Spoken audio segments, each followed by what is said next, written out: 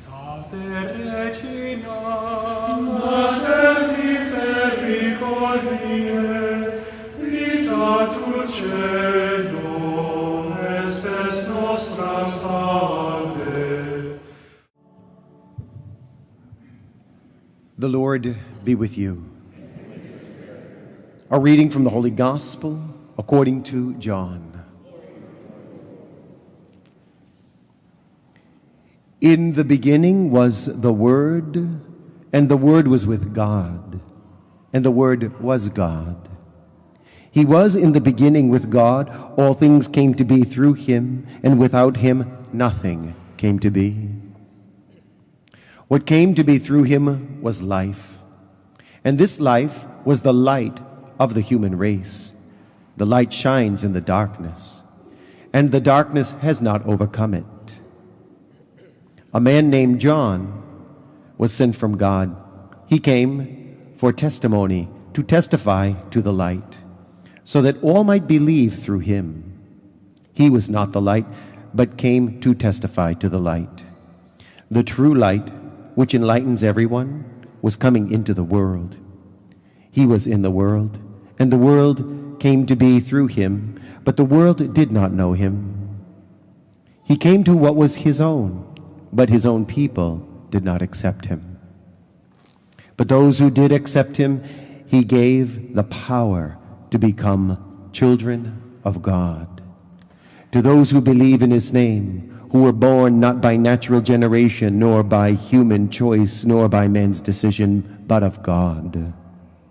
And the Word became flesh, and made his dwelling among us. And we saw his glory, the glory of the Father's only Son, full of grace and truth. John testified to him and cried out, saying, "This was he of whom I said, 'The one who is coming after me ranks ahead of me because he existed before me.' From his fullness we have all received grace in place of grace, because while the law was given through Moses, grace and truth came through Jesus Christ. No one has ever seen God. Only the Son of God, who is at the Father's side, has revealed him." The Gospel of the Lord. Praise to you, Lord Jesus Christ. Alleluia, alleluia,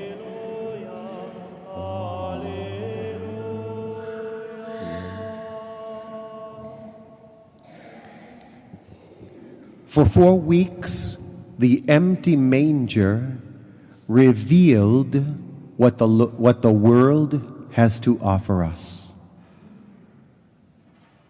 Nothing.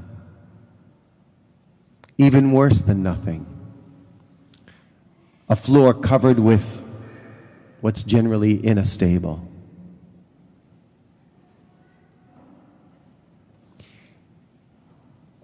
And yet, God chooses to enter into our reality at such a low point so everything can be raised up to him.